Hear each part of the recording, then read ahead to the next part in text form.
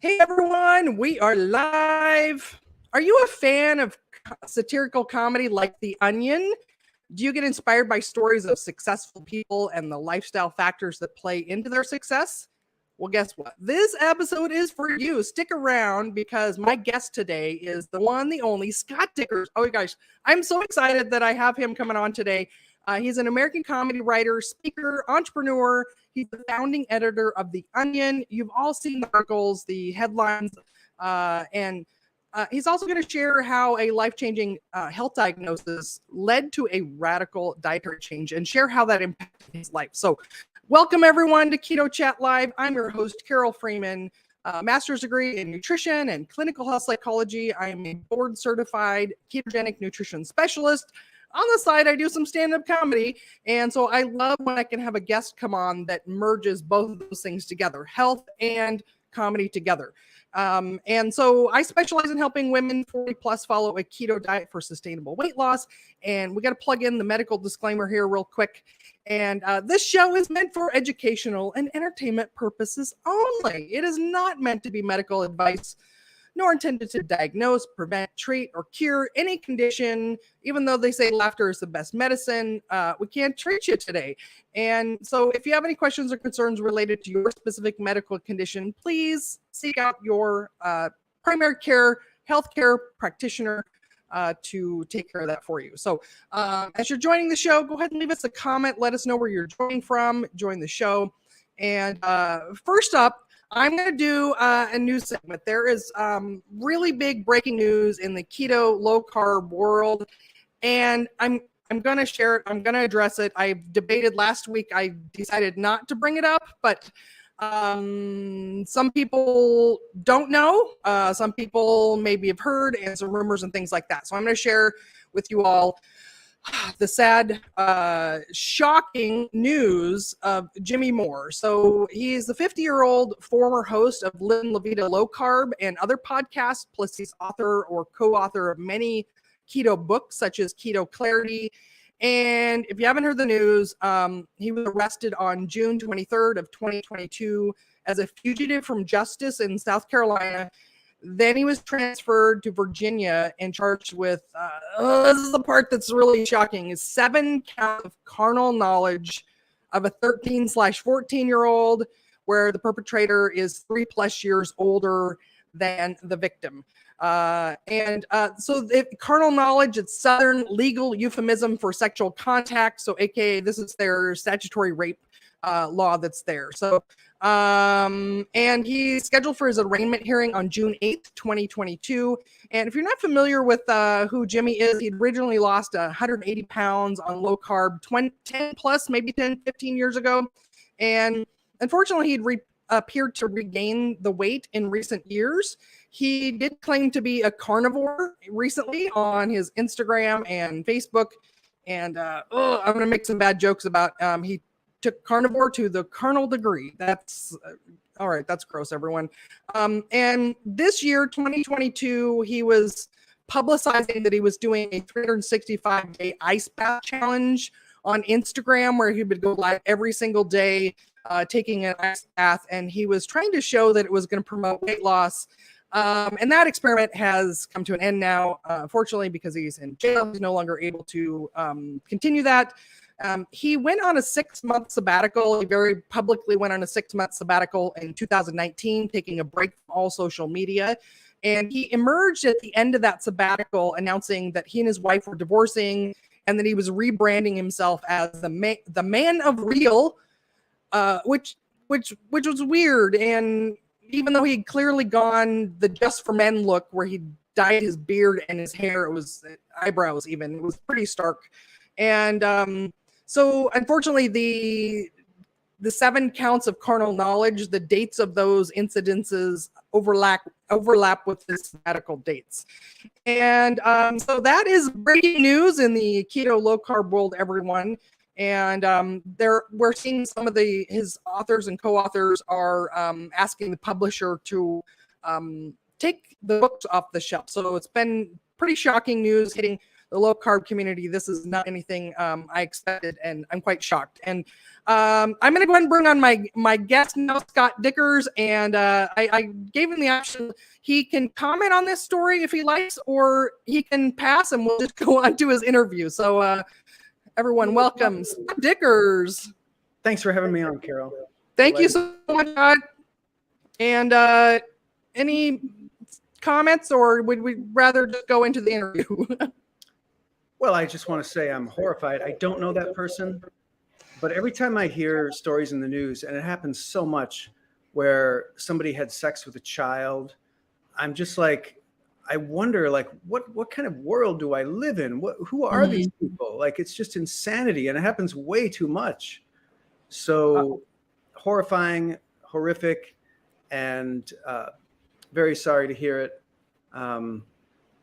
What can we do? You know, we've got all these QAnon idiots out there who think that Tom Hanks is raping children, and meanwhile, there's actual child rapists out there that nobody stops. Yes, so yes. If we could redirect all that stupid energy somehow and actually stop real pedophiles, we should do that.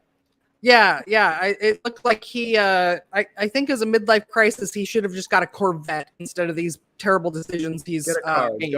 Don't abuse a child. Yeah. Yeah.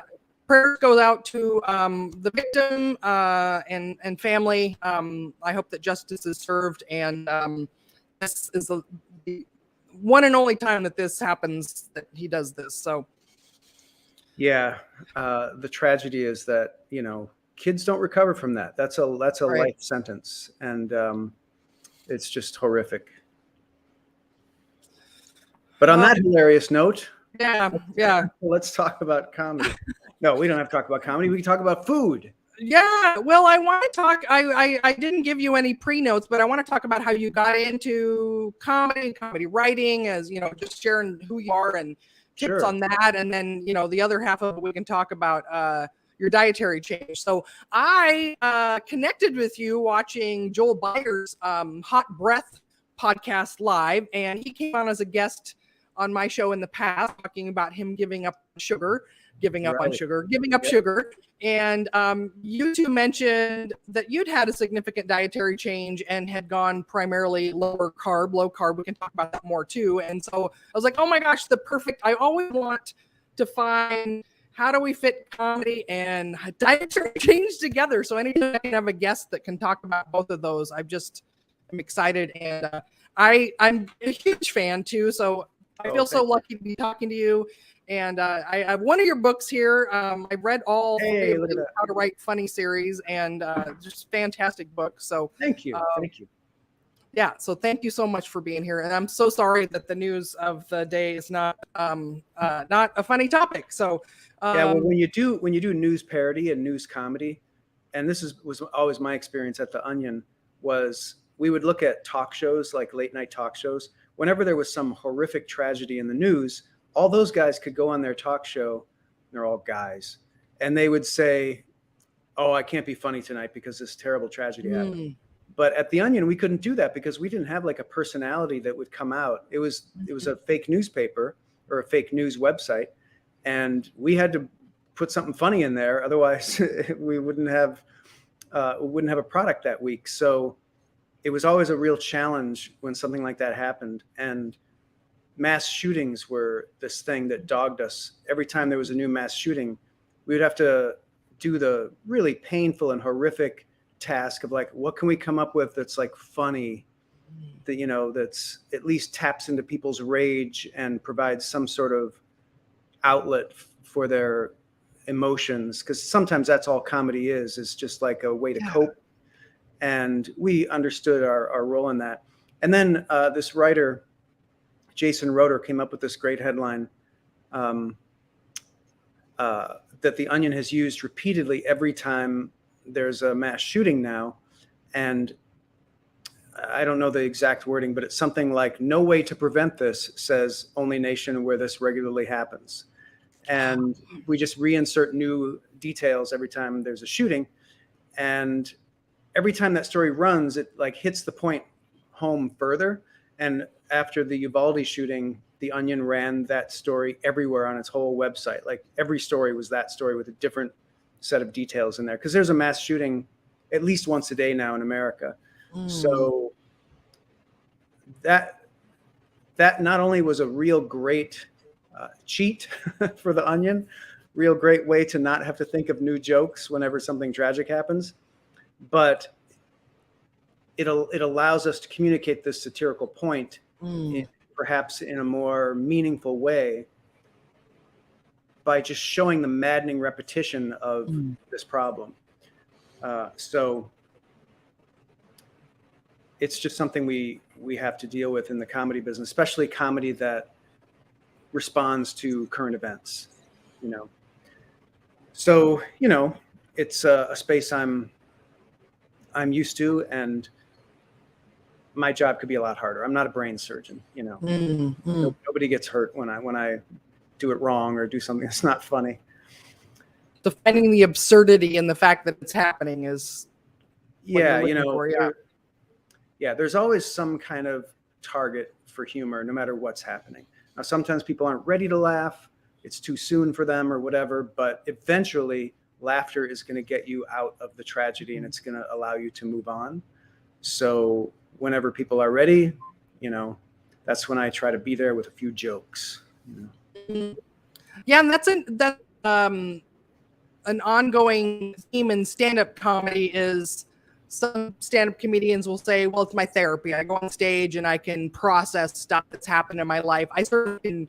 A lot of the themes of my jokes are things that have been tragic things, very emotional, and jokes out of them process and, you know, feel more empowered about the situations that I didn't have any power over. And then there's other comedians like, no, stand-up should not be therapy. You need to go get therapy and leave the stage for humor. Where do you stand on that whole debate?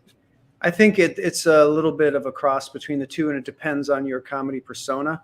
I generally am more the latter, where I just want to do entertainment, but in the process of me entertaining people, I think I'm also like helping myself. It's a great type of healing to share your trauma and have an audience connect with you about it.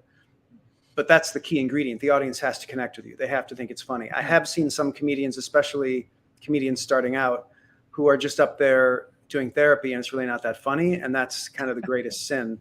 If you can do therapy and have it be funny, wonderful. Like, you know, go nuts.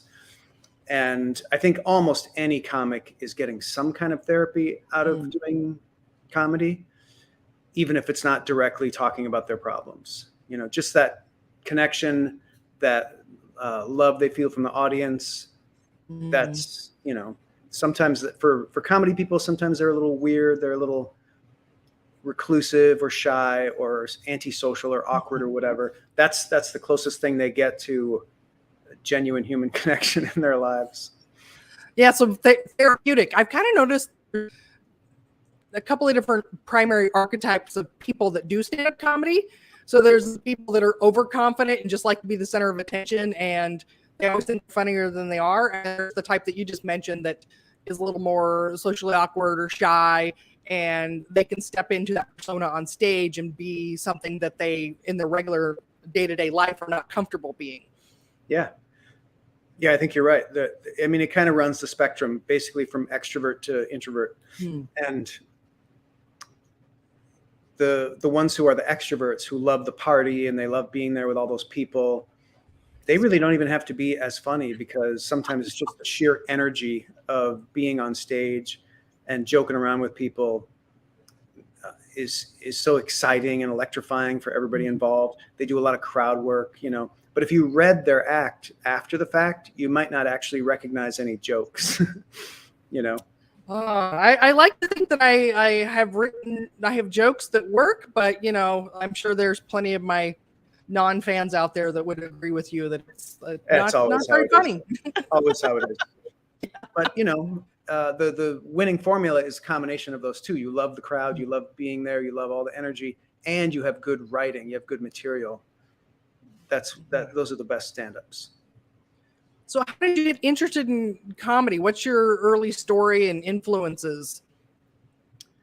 Well, I got started really early. I was probably 4 years old maybe earlier, when I discovered that being funny was a way to get love and attention, Okay. and kind of my only way. So I pursued that pretty heavily. Talk And about therapeutic. yeah, exactly. I would make little cartoon books and drawings and would act silly and do silly voices and stuff. And that continued. Like, that was kind of my,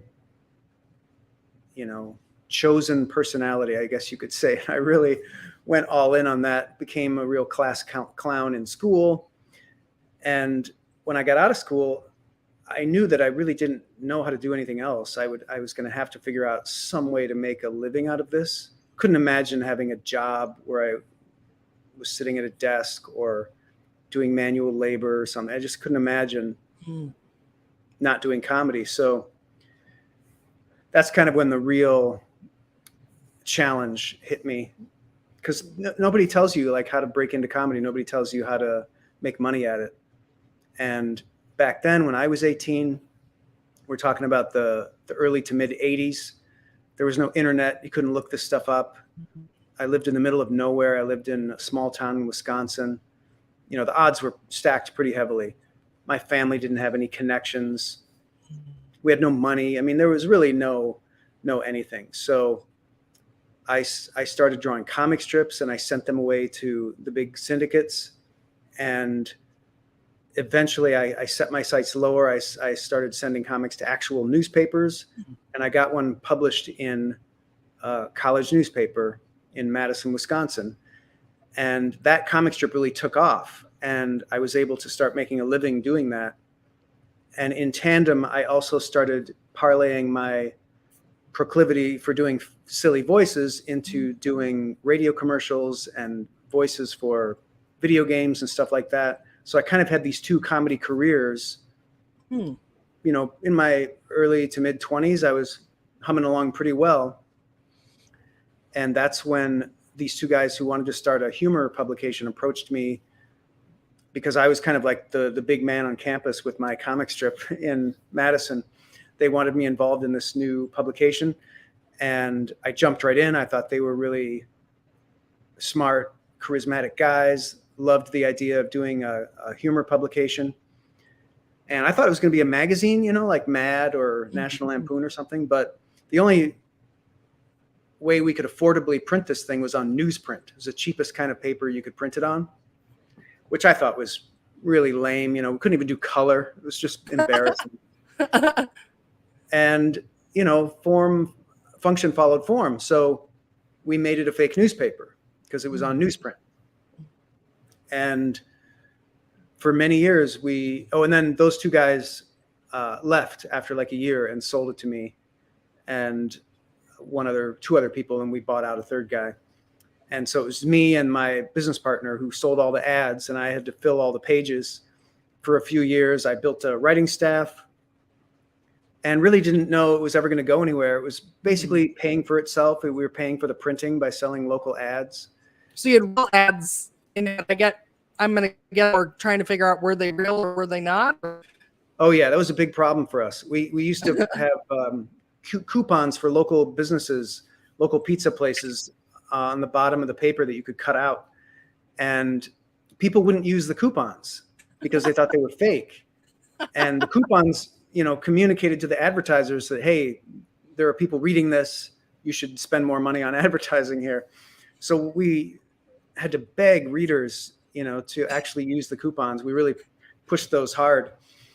And it took a few years before people finally realized. Oh, and actually one thing we did, we created the back half of the newspaper. We created the AV Club, which was reviews of movies, TV shows, which legitimized and grounded the whole enterprise and made people stop asking if the coupons were fake.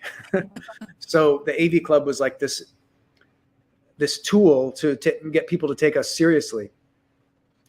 And then the internet came along about 8 years after we launched this newspaper, and we're just, we're humming along. We're making a little more money, selling a little more advertising. And the internet we took everything we were doing in print and we just put it on the computer on a website. Lo and behold, we become the world's first humor website. And everybody's writing about us and wanting us on their TV shows. Like we were suddenly like the biggest new thing in comedy. And it was kind of, I mean, I hesitate to use the word overnight success because we did work for 8 years tirelessly before that point. But it was amazing to suddenly have this small local newspaper have a potential audience of billions of people all over the world. You know, it was amazing. Did your overhead decrease by going online, or did it increase? Because a lot of times people think like, oh, it's free to put stuff on the internet. Well, we had to pay $400 to get the domain, theonion.com. Oh, somebody already owned it. Okay. Which no, nobody owned it. Then, right? Oh, just back then it cost a lot more to get domains. Okay. Yeah. There was no GoDaddy. There was no like website where you could go to get domain. You had to find someone who knew how to do all this stuff. Oh, and they had to set up servers for you. It was like very proto-internet age.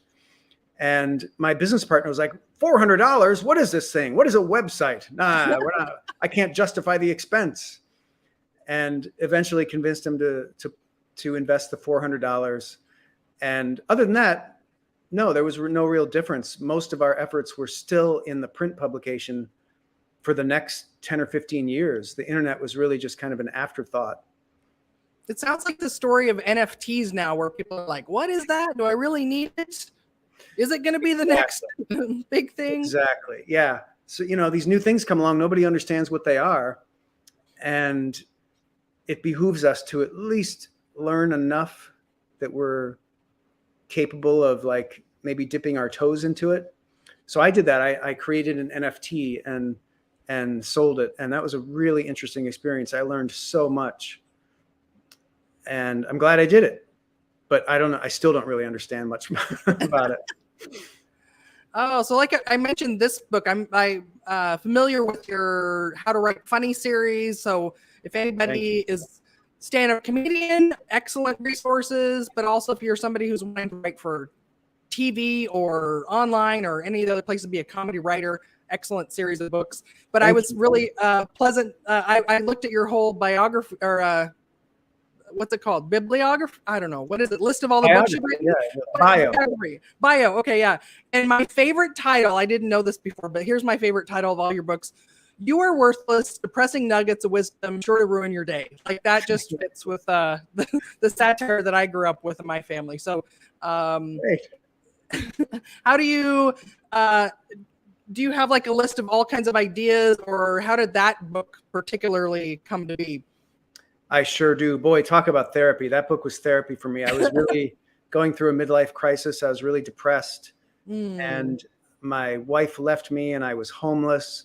And I just dumped all my darkest thoughts in this book and sold it to a publisher who thought it was really funny. Oh my gosh. And it's one of my better selling books. Like it remained in print, I think, for like 25 years.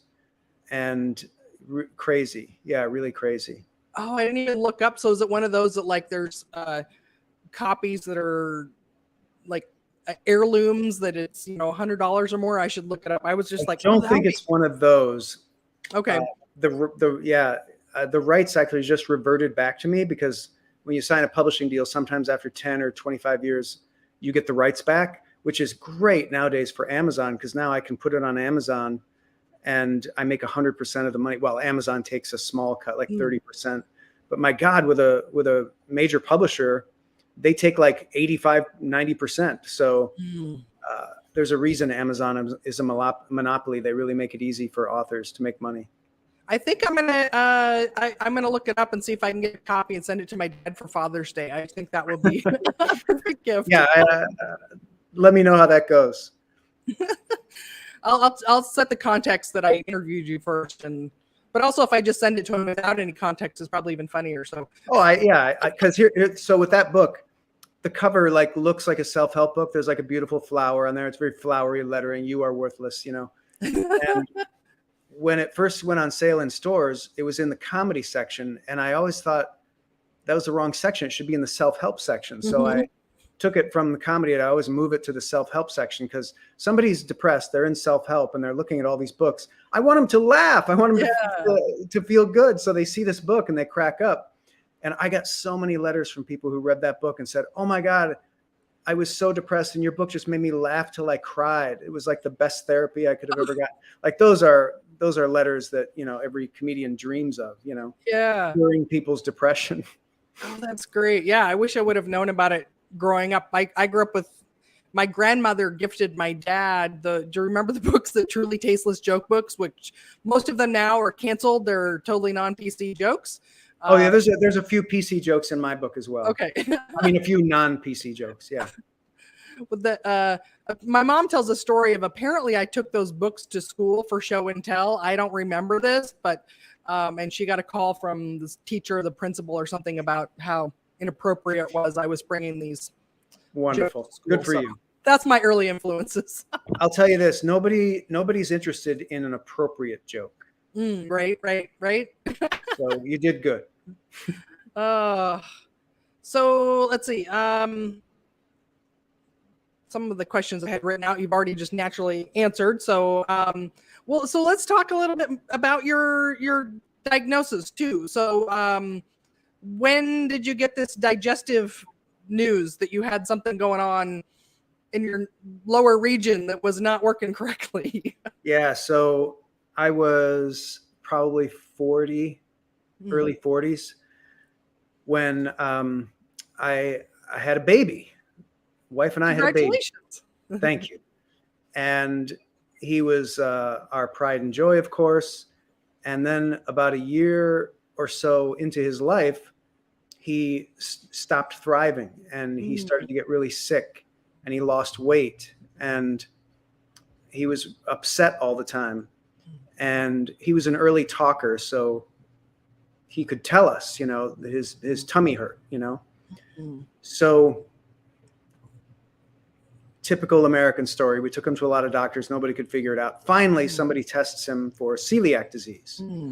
Turns out that's what he has. And we put him on a gluten-free diet. He's fine. And he turns around. So the doctor said, well, you know, you two are his parents. One of you gave it to him. You should get tested. So I got tested. My wife got tested. And she didn't have it, and I had it. So I just didn't know it. I just thought that having an upset stomach was like part of being a living human. You know, I thought that's just how things went. I thought having all sorts of like, you know, bad skin and other sort of miscellaneous ailments was just normal. And so I went on a gluten-free diet and nothing really changed for me. I was expecting to see like a night and day transformation like my son had, but he was 1.5. And when you're 1.5, you're like the Wolverine, you know, you just heal from everything miraculously. You're like 100% collagen. But for me, because I was an old man, nothing was changing, nothing was happening. And I did this for like 2 or 3 years, basically eating the standard American diet, gluten-free version.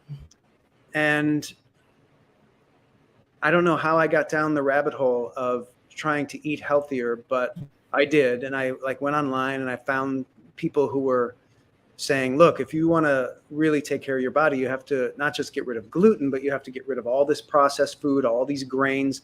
I remember seeing a video by Dr. Mercola way back where he said, yeah, the way to clear up your skin is just give up all grains, you know, no more rice, no more any of that stuff. And I remember just balking at that. I can't give up grains. Like that's the most important staple of my diet. Like, you know, sandwiches, pizza, hamburger buns, brownies, cookies. How am I going to give up grains?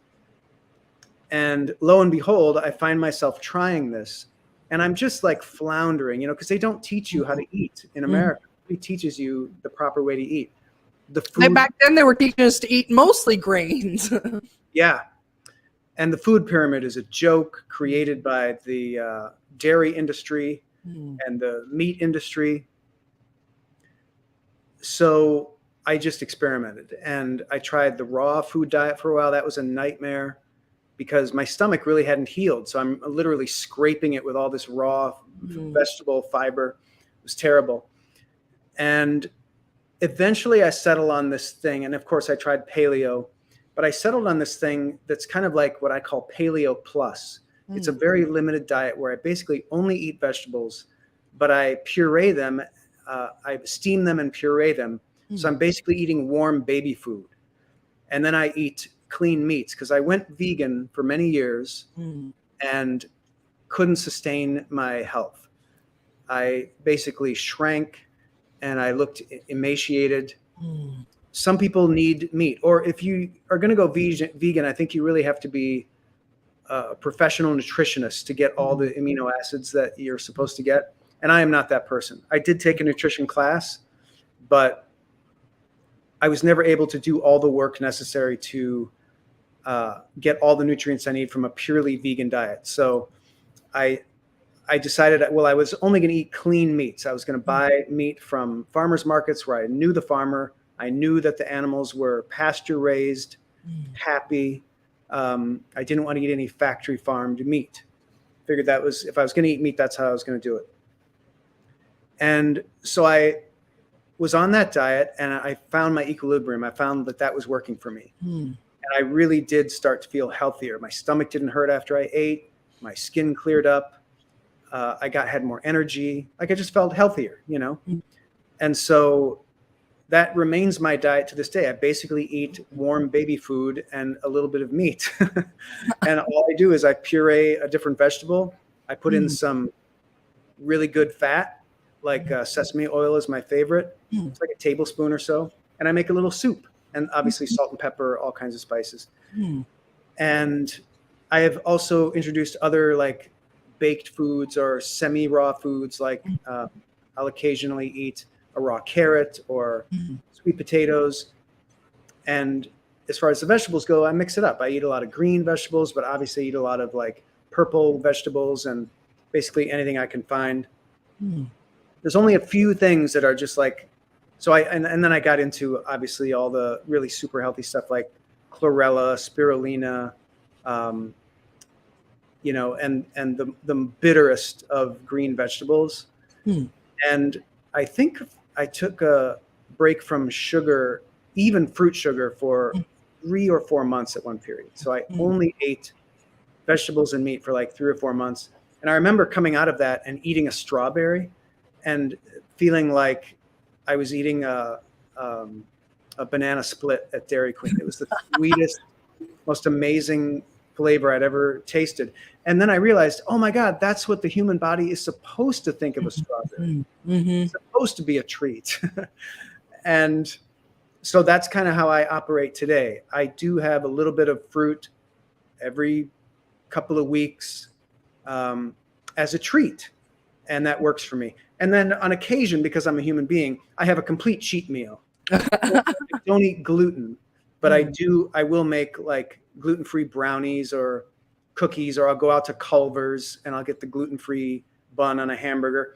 But I'll tell you, even to this day, like I can't overdo it. Like I have a certain bucket, and if the bucket overflows, I'm out of luck. So I do have to always come back to my baseline of pureed vegetables and clean meats and healthy fats. So yeah, that's what I'm doing. And it's really working for me because I feel healthier than I've ever felt in my life. And I'm nearly 60.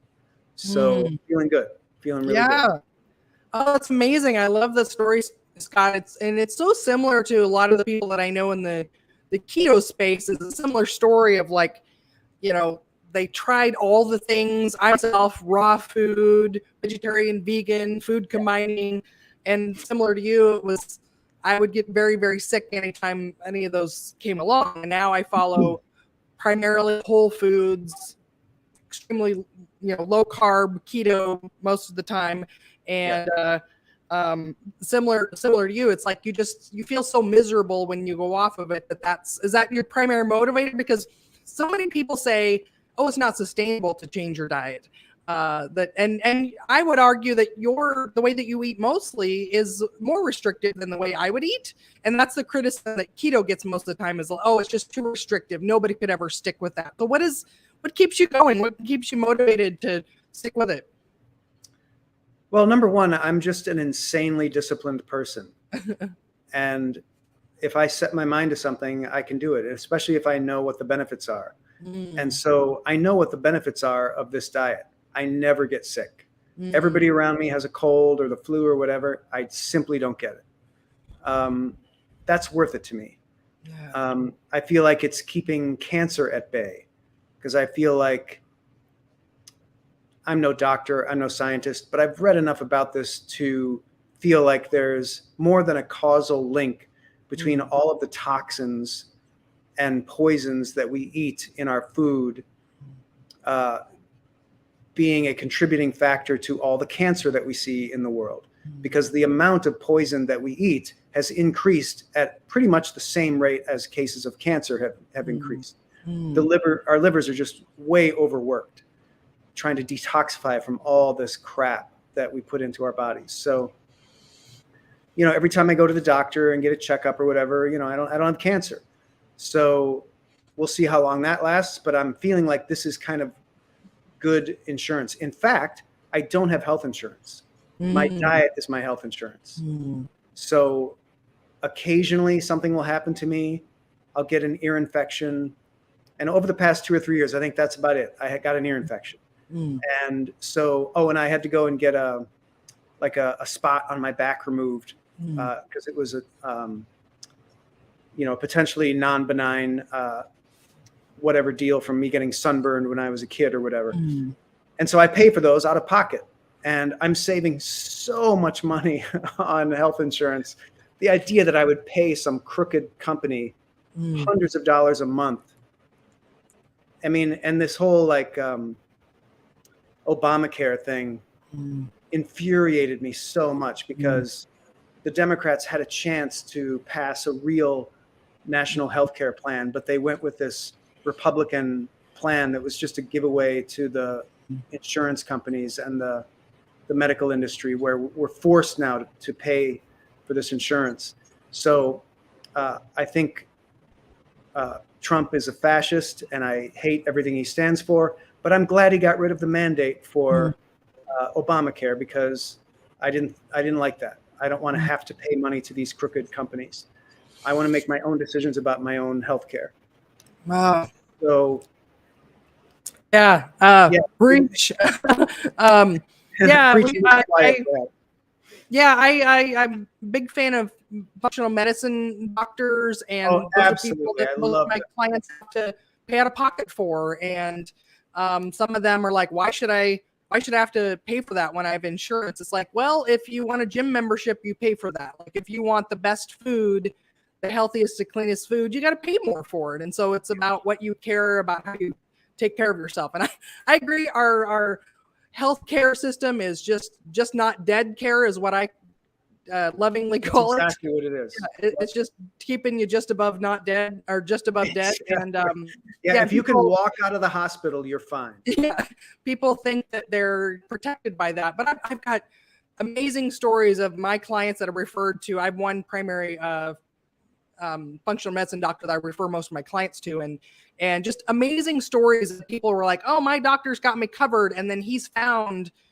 these things that their doctors overlooked that were glaringly obvious in the labs that I even saw, like, that's not normal. Let's get you checked out with him. And he digs and digs until he finds it. And just some, can't share personal health information for my clients, but just life-changing, altering things that the not dead care was not going to find.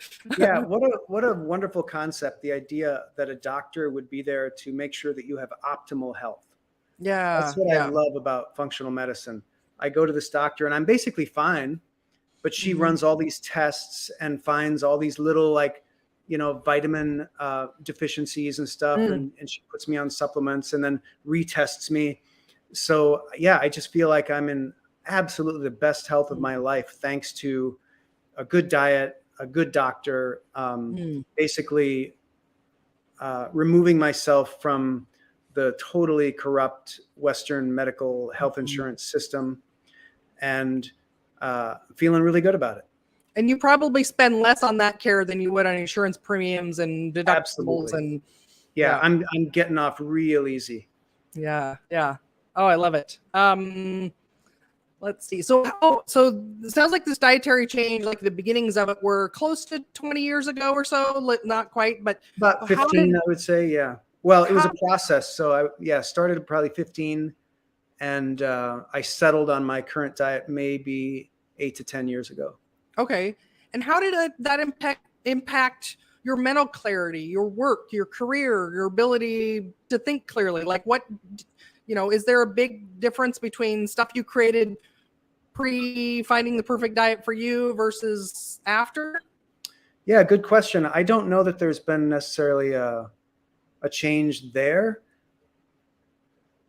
I do feel like it helps me with my energy level. So I just started this new comedy podcast, and I'm on episode 14 now. It's a weekly show where it's just me in front of the camera trying to be funny. And it takes a lot of energy and a lot of work. And for the first 12 weeks, I think, maybe 11 weeks, I had to pull an all-nighter once a week just to finish the show, because I was learning how to do all the animation and the editing and everything else, the sound. And it was kind of a learning curve. And I used to pull all-nighters in my 20s at the Onion a fair amount. Even did a couple of all-weekenders, which is like where you don't sleep from Friday to Monday, when the Onion was on deadline. And I used to have to recover from those, a couple of days of just like lying around and sleeping. But now, like, I get right out of them, like one night's sleep of 6 hours and I'm good to go again. So yeah, I feel like it's increased my energy, which has then increased my productivity. I can actually do more, which is amazing and wonderful. As far as mental clarity, I'm not sure. They always used to say that if you keep your mind active, that's exercise for your brain. So as you get older, you're going to retain that mental agility. And I've always been writing jokes and trying to come up with jokes. And I feel like that's really good brain exercise. I'm sure the diet doesn't hurt, Maybe you started it right at the time where you otherwise would have had more mental decline. You caught it just in the time. Yeah. And I do feel like I have fewer memory lapses than I used to have. Oh, what was I saying? Like, I used to do that a lot more. I still do it a fair amount, but not as much. And so hopefully that'll improve with time and not decline. Excellent. Oh, I'm loving this so much. And all right, we finally got a comment. I don't know if this is a real person or not. Proverbial One says hello. Well, hello, Proverbial One. Welcome to the show. You're just in time as we're about ready to wrap this up. Scott, was there anything else that you were hoping to share or hoping I would ask about before we wrap this up? No, it's your show. We can talk about whatever you want. That's a real person. All right. Well, good to know. I'm glad you're here. Thanks for joining. Thanks for commenting. And where can people find you? Where you've got a lot of different places that people can find you. Where would you like people to go? And I'll add a little banner on the. Oh, thank you. I am in the computer. My YouTube channel is Scott Dikkers Around, and that's where my new podcast is. I'm also ScottDickersAround.com. No, it's just Scott Dikkers Around on YouTube. ScottDikkers.com will find my my website. I have another website where I teach people comedy. That the books that you held up. That's howtowritefunny.com. And I'm on Twitter. I think if you just Google Scott Dikkers, you'll see it all. Even if you spell my name wrong. Oh, that's great. So, yeah, that's one thing that the internet has gifted me is people can get my name wrong now. It doesn't matter. Just any Scott Dikkers. If you're just listening, just try search. You'll find him. He's not hard to find. pages and pages. He's older than the internet, so I am. There is one other. There's one other Scott Dikkers in the world, and he's my age, and he lives in Maryland. Oh, but he doesn't really do much online. So okay. I'm the only game in town.